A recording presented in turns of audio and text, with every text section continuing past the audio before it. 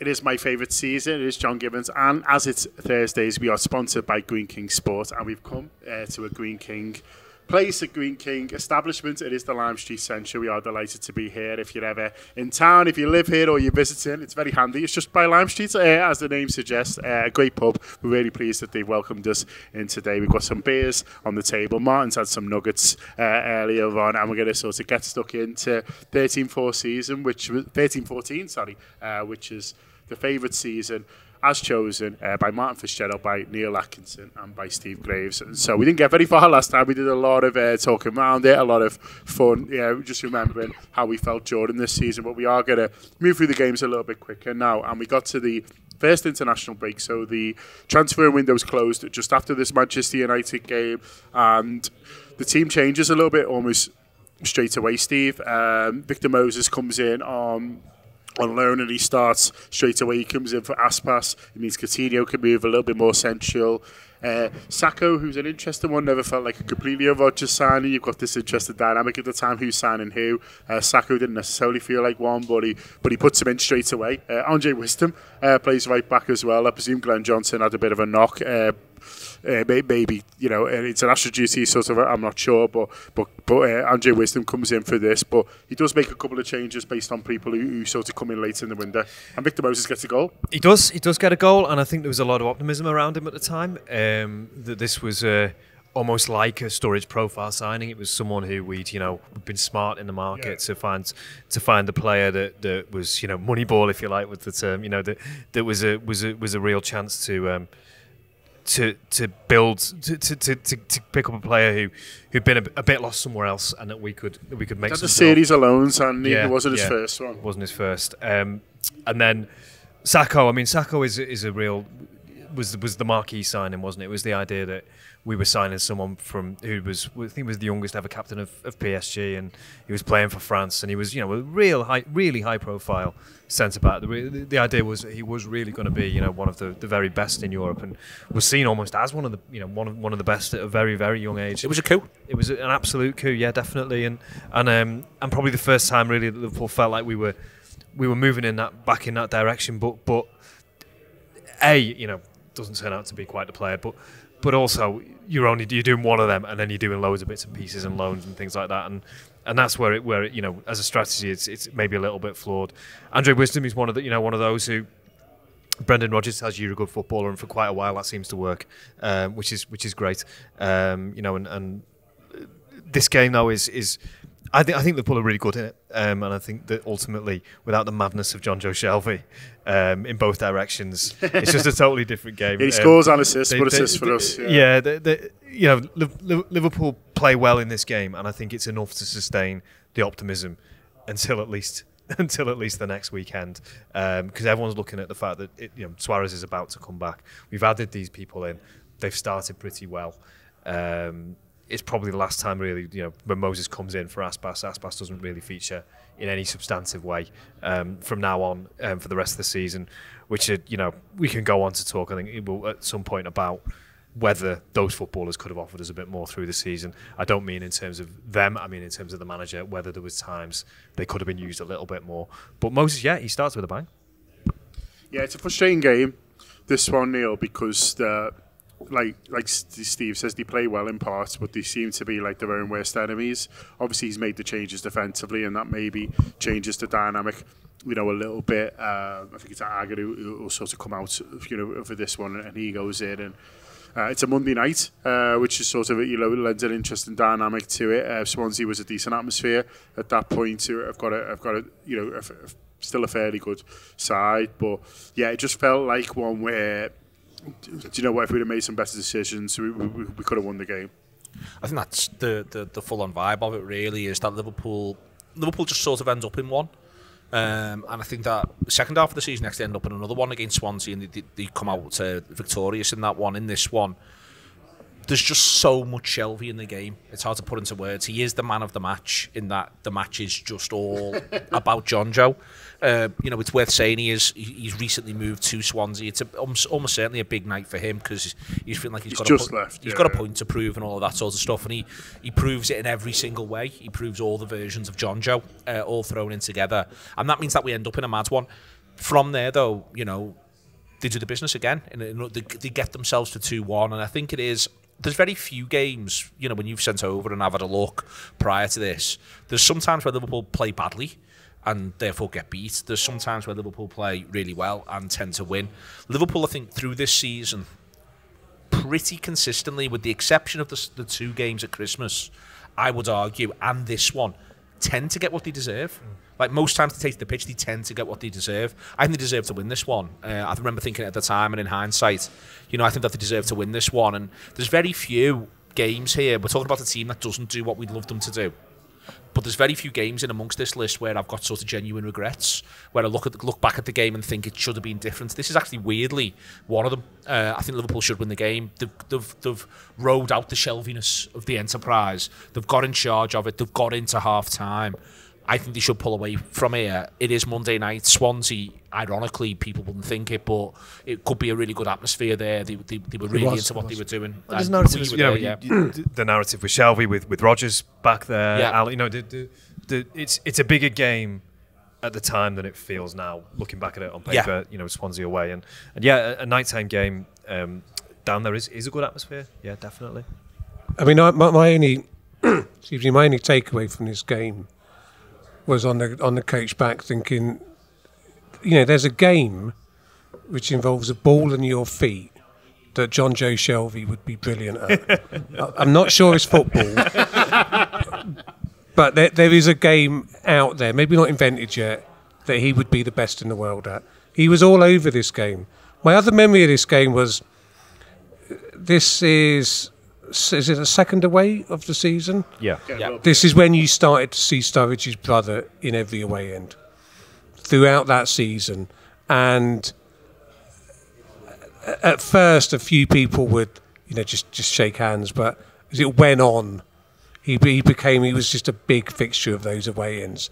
You know, his like brother and a couple of his mates, all in big puffer jackets, and they were loving it. They were as committed and vociferous as everyone else in that away end. Well, I guess they'd all waited for Sturridge to have this moment, which is to be the main man at a big club. And Chelsea was always like the kid. It didn't really felt like whatever. It didn't really matter what he did. He was always out the team because they were just about to spend £50 million on Shevchenko or someone. Whereas here, it's kind of like what he'd always knew he could do, which is lead the line for the team. We were still at the top of the table. It should be said that this puts us on 10 points after 4 games. We're still top. Arsenal are second with 9, I think. So, and it's his older brother too. Yeah. So you're watching your younger brother have the time of his life at this huge club, and I just remember thinking that I was kind of privileged to be quite near that, because when you go away to Swansea, he doesn't get sorted out with, you know, with. This is a sort of callback to the previous episode with, you know, seats befitting of, you know, Daniel Sturridge's brother. The brother of the star striker. Yeah. And I remember just thinking, this is incredible that you're watching someone watch their younger brother play elite sport and, you know, react to that as an older brother would. And I remember just seeing him at loads of aways this season. He went every game, I think. Yeah. Not sure he had the credits. He had them by the end. Yeah, good on him. The Saturday after, we got beat 1-0 Neil at home to Southampton, and this was Suarez's last one. And I think it felt like, watching it, we could have really done with him. And maybe that's the obvious thing to say because you lose the game, and it's easy to say, oh, it's fine without him, but it felt to me like one game too far sort of without him. It's a good Southampton team. We do always need to clarify these when you're sort of 10 years on. Dejan Lovren gets the goal. They've got Adam Lallana. They've got, you know, a few footballers who end up at our place, a few who end up, you know, sort of moving on. But it's a good Southampton team, and they're tough to play against. They keep the ball. I remember just being hard to get the ball off them. I said, why don't they just give us the ball back like teams normally do at Anfield? But they keep it really well. The smartly set up. They've got a good manager, and I remember just thinking, yeah, we need Louis back now. It's been long enough. We need Pochettino. Yeah, it's Pochettino, and it's been controversial that they swapped Pochettino in over the summer because the previous fellow, I can't remember who it was now, was perceived to have done unbelievably well, and they've gone and got, it was this idea of, here we are, it's got to be fresh and new, and all this. There was a lot of criticism placed on the shoulders, and now you're like, Jesus Christ, what a move that was. And you go through that side, you're right to say, Jose Fonte was a really good centre back. He was playing next to Lovren. They had Klein, Luke Shaw. Start left back for them. Unbelievable, really, that he was that young. He must have only been about 18. Wow. Wanyama and Schneiderlin in the middle of the park. Really good players for Southampton. It actually gets a little floppy when you go further up the pitch. Lallana, excellent. And then it's Osvaldo, Rodriguez and Lambert. And Lambert was going to have a really good season in the round. But, once you get past Lallana there, I'm not talking anyone down, but they're not quite the same as what we've just described going backwards. The point is, though, is... I think we'd lost out, or not quite lost out, but we've been after. Was it Gaston Ramirez that they signed the season before? Could be right, yes. Maybe the season before. But we were fishing in a similar pool to Southampton in terms of transfers around about this time, and I think that it says a lot about where our status. And look, the interesting thing looking at the Southampton team is we end up buying 4 of those players. Yeah. We probably tried to get Luke Shaw as well. I would have thought, yeah. Well, Shaw and Schneiderlin ends up at Man United. Wanyama ends up at Tottenham. As you say, Lambert ends up at Liverpool. Fonte doesn't go anywhere. And Boric is in goal for them, and he's off the back of a previous career. Even further up the pitch, Stephen Davis comes on, James Ward-Prowse comes on, Jack Cork comes on. These are good footballers, they're smart footballers as well. And to your point of, my one thing about this is I completely agree with and suddenly you were thinking we could do the Suarez back, but I almost feel as though everyone was almost a bit too bought into that at this point earlier in the season, when suddenly you've got to start a season and there's 6 games without Suarez, you make it work. I think by this point it's almost a bit like everyone's looking around wanting to sub him on a little bit too much in this one, and it obviously can't be done, it's not possible, but there is that energy is in the air that he is about to sort of return, and it been 5 days since the previous game, so there's no reason why Liverpool should have been in any way, shape or form short of legs. He takes Aspas off at half time for Sterling. I just wanted to check that in there then. Yeah, he takes Aspas off at half time for Sterling, but things just don't quite seem right, and I think Sterling's yet to... He's not yet the Raheem Sterling of Christmas onwards. 15 games time. He's not quite got to see like Sterling. This will be important. This 45 minutes in the Sterling story that we're going to get, but he's not quite got to see legs yet. And Liverpool just aren't.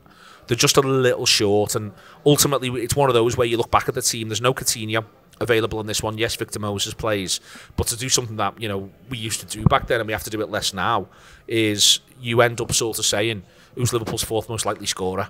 And it's not good enough in this one. You sort of go down the list. Sturridge is emphatically number 1. Moses, Aspas is on the pitch, but he hasn't scored yet. Moses, and then you've got Gerrard. Yeah. You're not classing Henderson. You're not classing Lucas. You're not yet to know about what Martin Skrtel's going to do over the course of this campaign. As you go in there, it just doesn't. I remember there was enough times in probably the 2 or 3 seasons when Glenn Johnson was the answer to that question. Yeah, and Glenn Johnson doesn't score many goals for Liverpool. He scores some belters. And is a very, very talented footballer, but when you're saying that, you're in difficulty. If you're saying it now with Trent, if Trent was Liverpool's 4th most likely goal scorer in any given game, you feel like things are there's an issue. Yeah, and I think that this is one of those teams that we used to have in this period that you would talk about and you'd say it's not good enough. The other thing I would point out as well is he starts 4 centre halves. He starts Toure, Agger. I think he must start Toure right back, Agger and Skrtel centre half, and Sakho left back. Yeah. He's got Jose Enrique on the bench. He's got Andre Wisdom on the bench, but he doesn't have sort of a conventional full-back option that he wants to go with. So now looking back at that team, you can understand why everything felt short of creativity that day. And why they rushed Sissoko in. We just basically needed someone who could play. Well, Sissoko got injured in that League Cup game, didn't he? So, we sort of scared past the previous League Cup game in the previous one, but he loses. That was the big one when Sissoko gets injured, and Toure sort of goes off injured as well. And then they get hard lines in the cup draws, don't they? I mean, Neil, you talked about Liverpool get what they deserve by and large in the Premier League, but in the 2 at Old Trafford and the Emirates later in the season in those 2 cup games, they're brilliant. They marmalise Manchester United to lose 1-0. Yeah, no, it was a real funny night. But they're out the cup and they've lost twice in a week, and it could start to get a bit shaky quite quickly, man, if you're not careful there, because you've had this really good start, but it's built on these 1-0s. Then you're losing at home. You're out the sort of League Cup to to a rival, a traditional rival. So I remember that Sunderland game feeling really big. Sort of going there.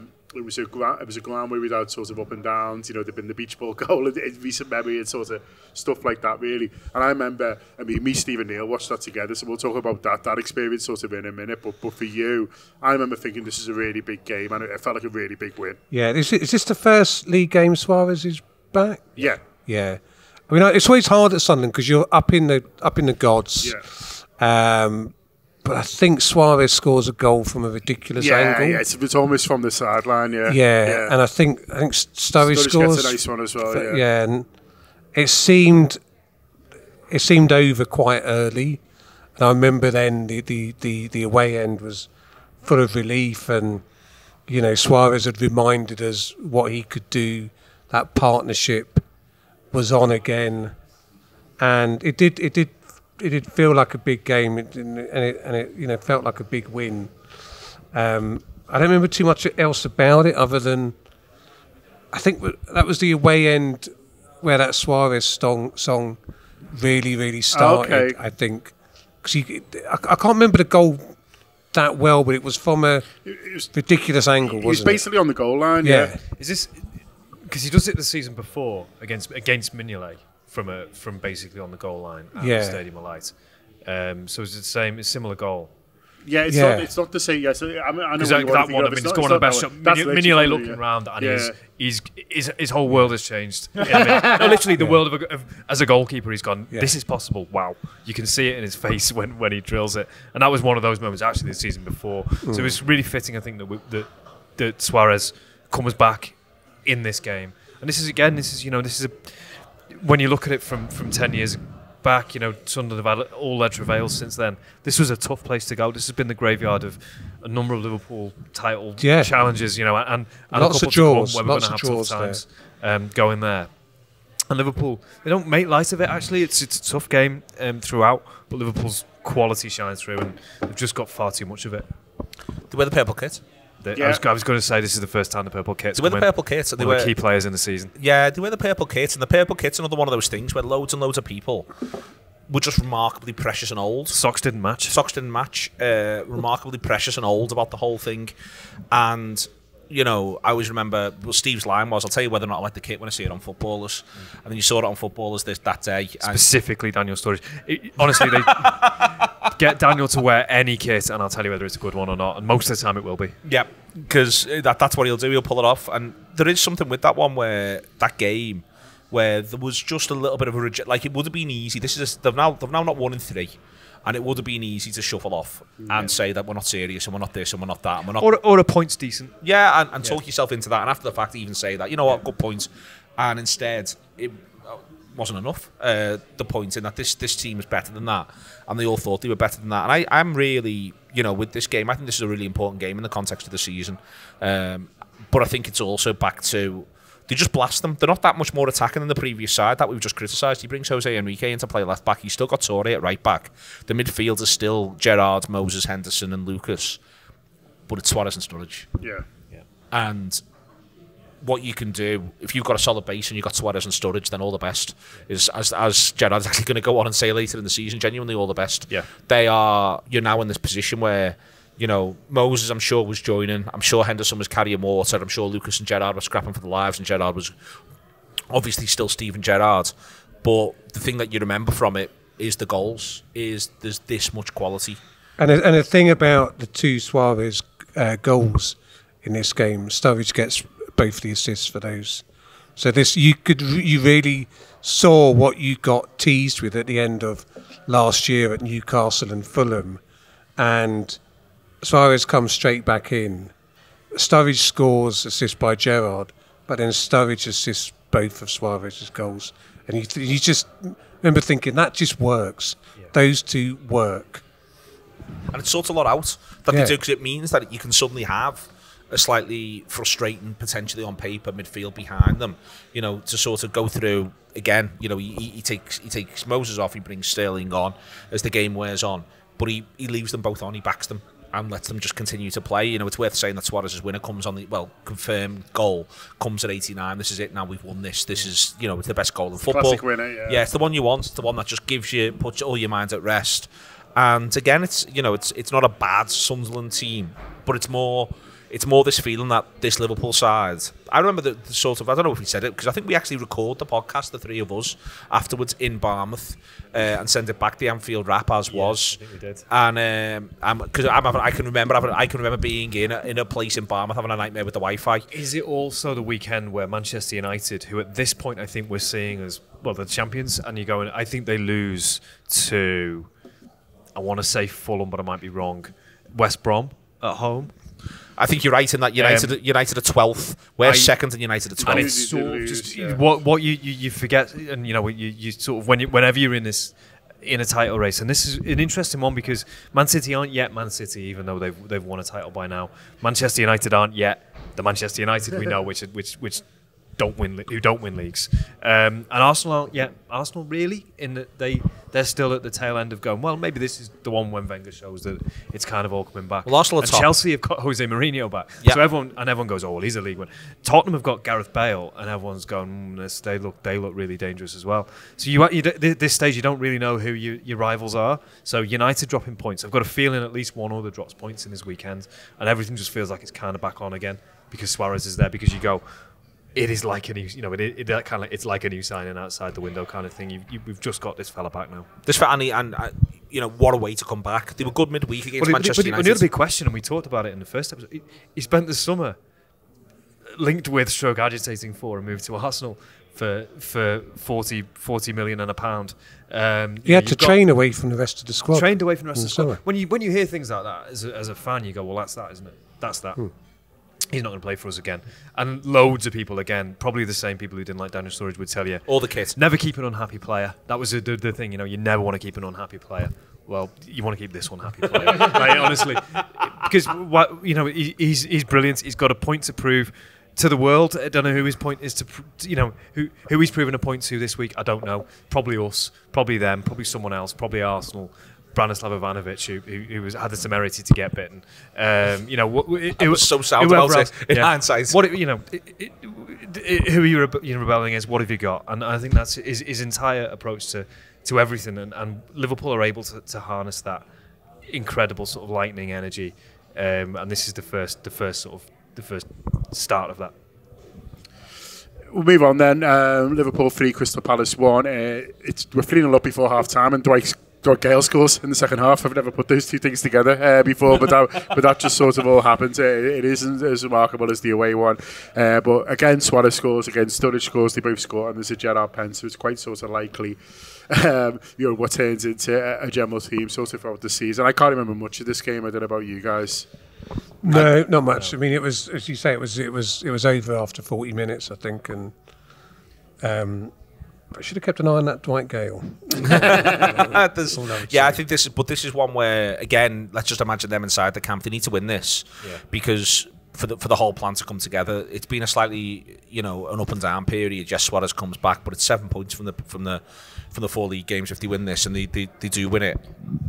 They started looking like a team that can win their aways, and then you go, well, there's no point winning your aways if you lose your homes, like we lost the last one. Yeah. So then you set yourself these are the next thing we need to then do, and they do it. And we need to start. We do it by half time. Yeah. You need to start looking like you can win with something in the tank. Yeah, it's the kind of game that you don't associate with the season, really, just as a bit of a sort of a non-event, and it's all done, and then we get on with it. Then we go to the Newcastle, which I do remember a little bit more. I think it's a good point in the end. I think we're down twice. We're 1-0 down and 2-1 down. This is Yohan Cabaye. There's all these minor character baddies in all of our seasons. Most of whom Rob Gutman wants to sign at any given time. Well, I remember Vordy Smith on an early Anfield Wrap going like, "Well, why haven't Liverpool got him? They've got all these smart people." And he was the captain of Lyon, was he? I remember a lot of people loved the French league for a while, didn't they? He's like a prototype Gomes. Yeah. It was like everyone knew about him. He was captain of a good team in France. Why aren't Liverpool buying him with all these smart people they've apparently got?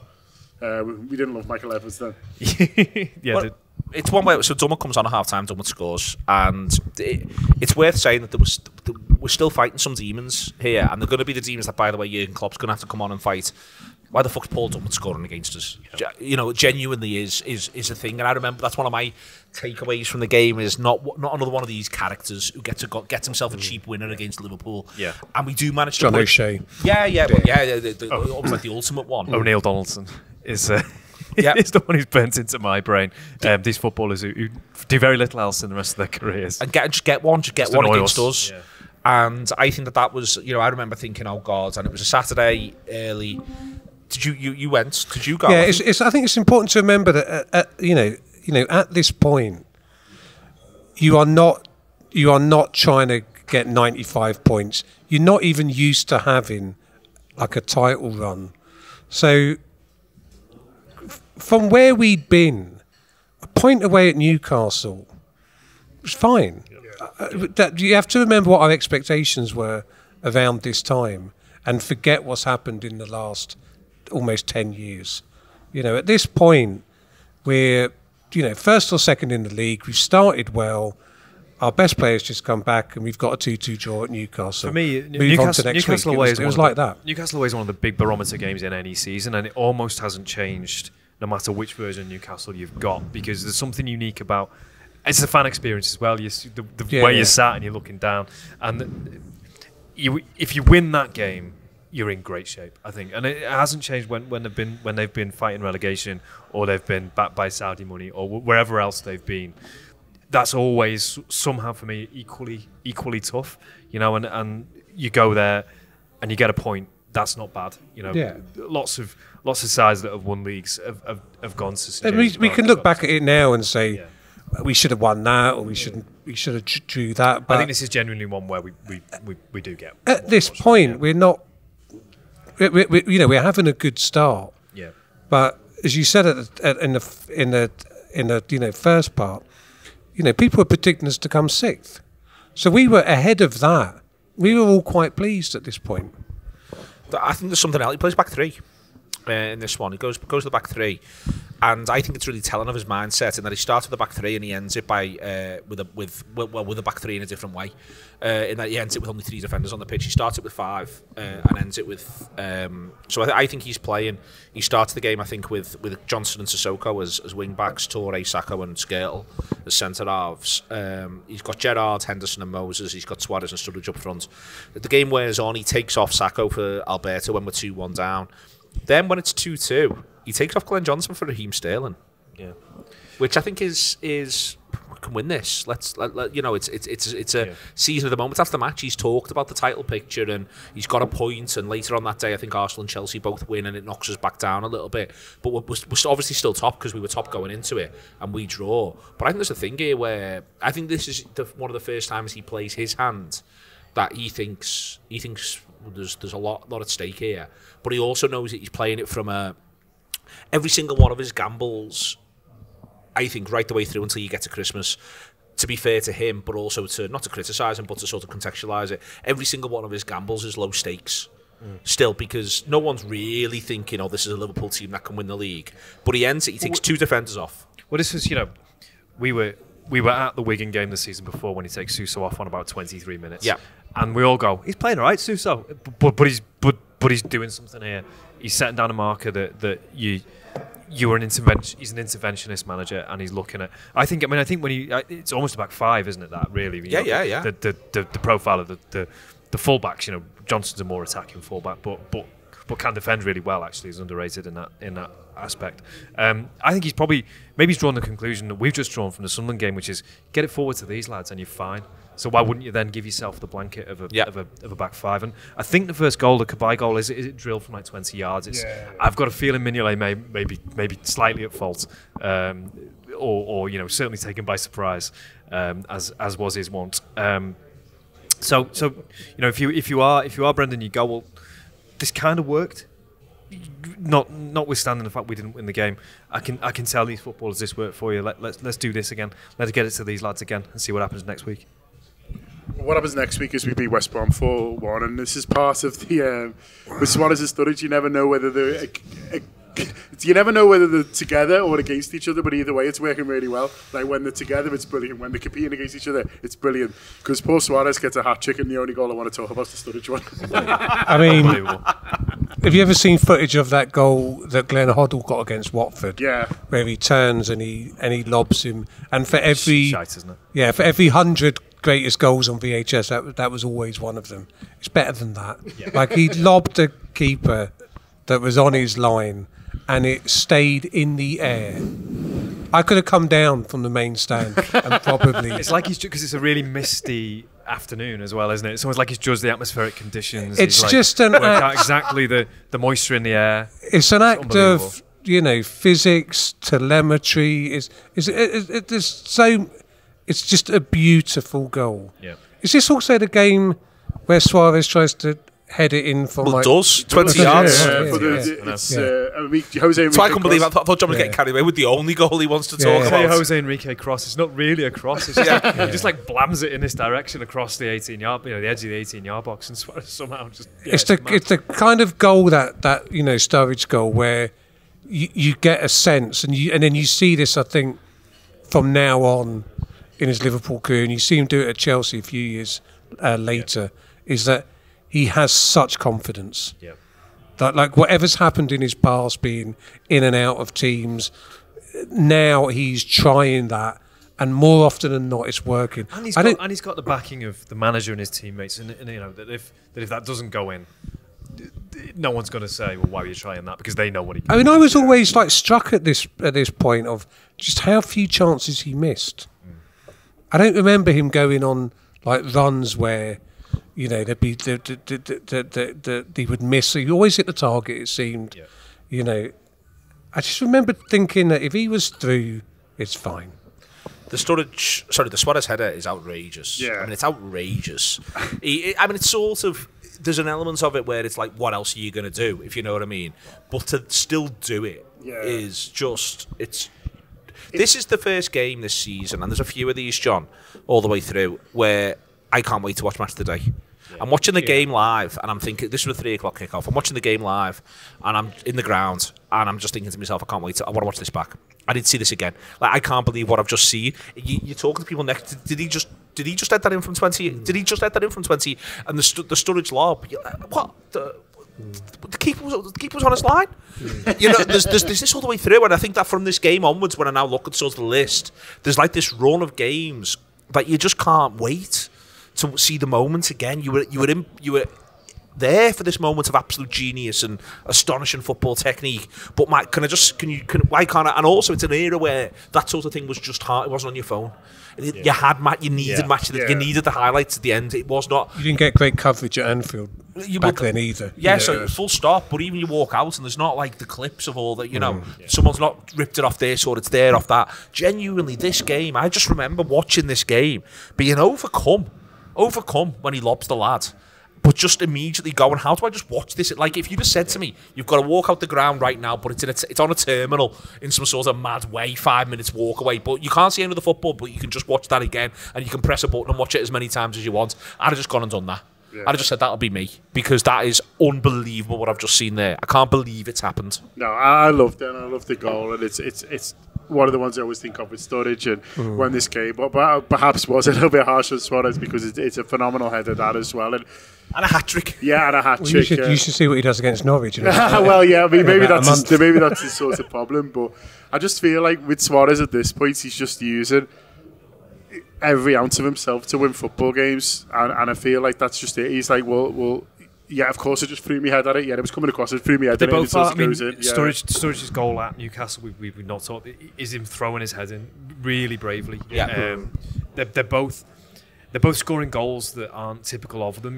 Suarez starts scoring free kicks and things, and you're like, I didn't even know he could say them. But I think when you're hot, you're hot, and you're scoring with both feet and your head, and you're scoring from distance, and you're scoring the tap-ins in close in, and we've seen that a few times with Salah, for example, where you go, there's the sort of standard Salah goal, and then there's the ones he scores when he's really flying. That he drills it from, like the Chelsea goal, when he just drills it from miles out, and you go, well, it's not really a typical goal for you, that, but now you're doing it because it's just there for you, and they're both in that moment, if you like, and Sterling joins them. This is mad. We'll finish on a bit of a downer, because it's always nice to sort of start back on a high in part 3. So it's Arsenal 2, Liverpool 0, and I remember watching at my friend Ben's house, and it sort of felt like a bit of a reality check for me. It felt a bit like, oh, maybe we're not quite there. It was a good Arsenal team. I don't think Mignolet's great in a way that you feel like, oh, you could do with him, in these big games. Maybe that was the start of a thing. I don't know. I just remember being a bit down on this and not feeling like, oh, well, that's one of our hardest games out the way, so don't worry about it. It just felt to me a little bit like, oh, maybe we're not quite there after all. After this. This was a 5:30, wasn't it? Yeah. And there was an Anfield Wrap live show in London after it at the garage. No, that was the FA Cup one. Was it? Was it? Yeah, I thought it was That was the confused. FA Cup one with Neil, so yeah. I think I'm getting confused then. yeah. I mean, I remember, which I often felt a lot going to the Emirates, that at that point that was the hardest place to go. Yeah. And it looked like someone was controlling like a PlayStation against us. I think Henderson gets a goal disallowed in this game to equalise, I think. I think that's right. Yeah. But I remember generally thinking that they were so quick you couldn't get near them, and as plucky and as well as we played, we weren't at that level. I think, which makes what happens in the turn of the year even more remarkable, because I remember thinking the same as you, that we did get what we deserved in that game, and we deserved to get beat, and we were nowhere near as good as them. Yeah. So to turn that around to what happened. It was the big day for the naysayers. I mean, I think Lucas definitely starts in midfield in this game, and I think, as far as I remember, it's one of those where you go, maybe this has just gone past him a little bit now, and I think that turns out. I think he plays a significant part in this season, and in madly quite a few seasons still to come. But I think it is the point at which you're like, wow. Yeah, they're we top just by need 5 something points else as well. I've just sort of checked them. They're flying, and everyone's going. This is Arsenal's sort of redemption season, because everyone's onto the idea that United are. We've not really mentioned Manchester City yet. Yeah.